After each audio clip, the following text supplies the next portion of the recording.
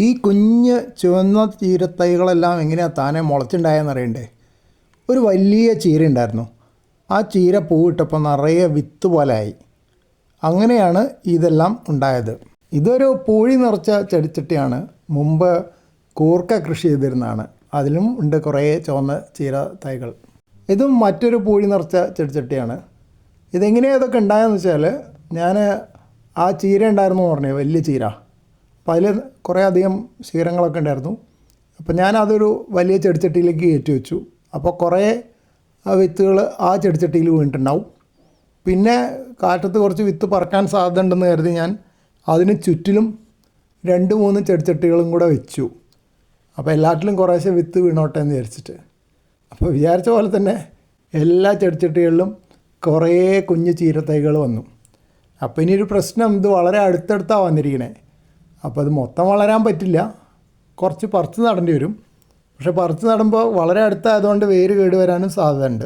അപ്പോൾ ഒരു പരീക്ഷണമായിട്ട് 1-2 ചെടിച്ചട്ടിയിലേക്ക് ഇത് മാറ്റി നടാമെന്ന് വിചാരിച്ചു. ഇപ്പോൾ ഈ ചെടിച്ചട്ടിയിൽ ഒരെണ്ണം ഒറ്റ തൈയായിട്ട് കിട്ടിയിട്ടുണ്ട്. മറ്റത് പറിച്ചെടുക്കാൻ നോക്കുമ്പോൾ 4 ഒന്നിച്ച് വന്നു.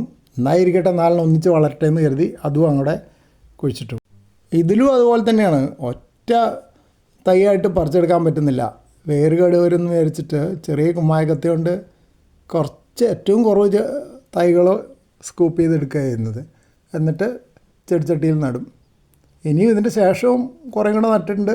കുറേ വളർന്നു വരുന്നുണ്ട്. കുറേ മഴ പെയ്തപ്പോൾ ഒടിഞ്ഞു പോയിട്ടുമുണ്ട്.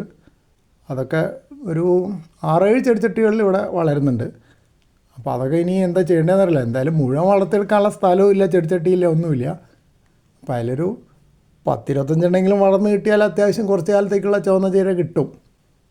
പക്ഷേ വേറൊരു പ്രശ്നം, ഇവിടെ കൃമികീടങ്ങളുടെ ശല്യം വളരെ കൂടുതലാണ്. ചുവന്ന ചീരയ്ക്ക് പ്രത്യേകിച്ച് ഇല മുഴുവൻ തുളച്ച് വയ്ക്കും.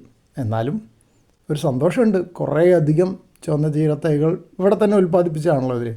ഇത് വേറെ വിത്ത് വാങ്ങിച്ച കേട്ടല്ല, പണ്ടുണ്ടായിരുന്നൊരു ചെടി. ഇതിപ്പോൾ ഇവിടെ അങ്ങനെയാണ് ഇപ്പോൾ ചുവന്ന ചീര വരുന്നത്. അതായത് 1-2 ചീര ഉണ്ടാവും. അത് കുറച്ച് കഴിയുമ്പോൾ ചീത്തയായാലും കുഴപ്പമില്ല. അതായത് കൃമി വന്നാലും പൂടും, കായ്ക്കും. അല്ല, കായെന്ന് പറഞ്ഞാൽ ചെറിയ വിത്തുകളുണ്ടാവും. അപ്പോൾ അത് അവിടെ ഇവിടെയൊക്കെ പറന്നിട്ട് ഇടയ്ക്ക് അവിടെ ഇവിടെയൊക്കെ ഇങ്ങനെ ചുവന്ന ചീരകൾ മുളച്ചുണ്ടാവും. അത് കാണാൻ ഒരു രസമാണ്. അപ്പോൾ അതിങ്ങനെ പതുക്കെ രക്ഷിച്ചെടുത്ത് വേറെ ചെടിച്ചട്ടിയിൽ നട്ട് അങ്ങനെ വീണ്ടും വീണ്ടും പുതിയ തൈകൾ ഉണ്ടായിക്കൊണ്ടിരിക്കും.